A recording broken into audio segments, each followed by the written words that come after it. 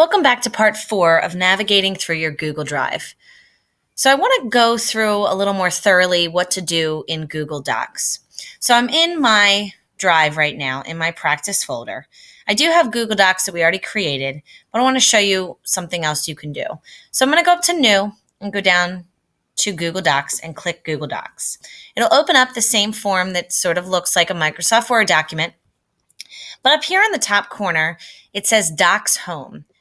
It'll take you back to their main screen, which gives you some options of different things that you can use for your template for Google Docs. You can always click more, and it'll bring up a few more. There are plenty more on templates for Google, which you can search, and they'll give you hundreds upon hundreds of templates to use. But this is some generalized ones that you can use. So I'm going to pick a newsletter and click on it, and it'll come up as a newsletter in my account. I'll go up here and change the name to our practice newsletter. Okay, up in here. Let me do it. Practice newsletter. Okay, and now that's my newsletter I'm practicing with. One thing I'd like to show you how to utilize that I think is great for a classroom is this part called Add-ons. You can click on Add-ons and hit Get Add-ons. If you open it up, you'll notice that it's all these different things that you can include into your document. There's a diagram, charts, some templates, there's math symbols, open clip art, there's some highlighting tools, diagrams, pretty much anything you could think of, you can find it. Here's a music notation to change music around. These are all different apps that can be added into your form. So I wanted to do a simple one to start, which would just be Google Translate. Okay. Right here. And I already downloaded it. So normally it would say add-on right there in that spot where it says manage, and you would just click that and it will add it right into your add-ons.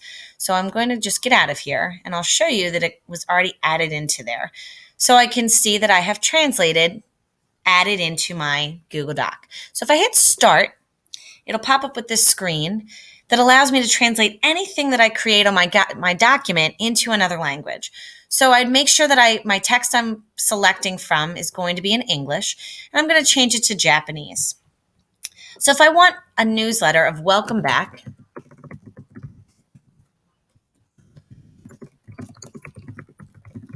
I want to just change welcome back to our classroom, and I want to change any of the words that I'm using. Okay. I'm just going to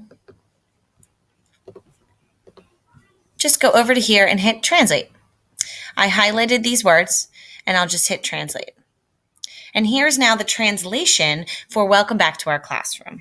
If you notice too, it says insert. So I can go and insert.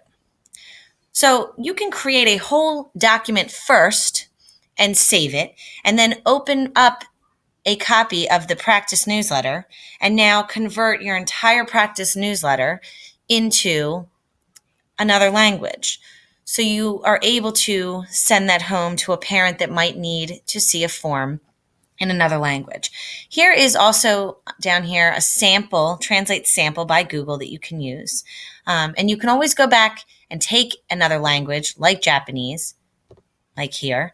And if you had something else that you needed to translate, you would hit, if you notice it started with Japanese, I want it to go back to English. I'd hit translate and it's going to say welcome back to our classroom. So that is one part of the add-on section that is very extraordinary in creating a document because it allows you to do things that you could never do through Word. So I have my newsletter. I'm going to go back actually and change that back into English right here. So we're going to translate this from Japanese back to English. I'll hit translate, and then I'm going to insert it back in. Okay, so welcome back to our classroom. I now can go in and edit if I need to. I can go insert a link. I can insert an image. I can also insert a drawing. And the difference between an image and a drawing is that if I go into a drawing, and I want to look up a Venn diagram, I'd go to image. You can get anything that you have, or you can go to your Google search, and I could say Venn diagram. And I have a Venn diagram pop up with me.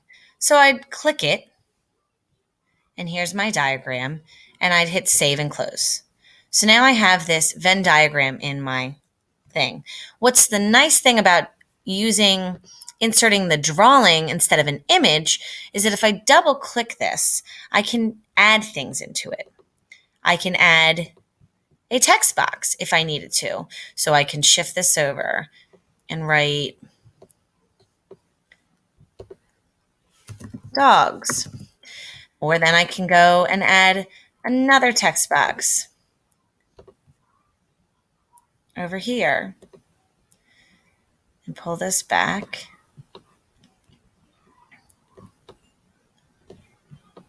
Okay. Sorry, let's shift this over. I can add another text box in, and I could shift this up a little and write cats. Okay. I'm actually able to write, I can change things in the actual drawing that I took right from the internet. It allows you just a little bit more flexibility with downloading a picture right into your document. So if I hit save and close, now I have my writing on a picture that I downloaded right off of Google. And then if you ever want to do anything again with it, you would just double click it, open it up, and you can add things right back in, lines, text box, another drawing into that, and then hit save and close and you have it. You can edit this picture on the outside if I want to make it smaller. I still have the editing rights to the actual picture. Whereas if I go into insert and I insert an image and I go back and do a Venn diagram and I put that Venn diagram in it, now it's just a Venn diagram. I can't do anything to it. I can only crop it. I can't add any words on it. It's just going to be the picture and that's it. And I can just do a few things to it. You do have image options. You can go into, sorry, that was a little quick. You can go into image options and change the colors around to fit something that you want. You can make it any way you want. You can make it a little bit less bright. You can make it more transparent. You can adjust whatever you want. And you can always just hit reset if you were done doing that.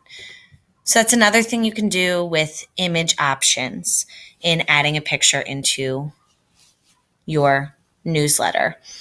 You still have your tools where you can get a word count, defining your format with your line spacing, cropping an image, replacing the image, which is right here. You can always just instead hit the replace image, and now it'll pop right back up and you can replace the image through that. So my practice newsletter, we created it. We went through some add-ons. If I go back into my practice folder, it's not there. This is because it was a Google document. So if I go back to my drive,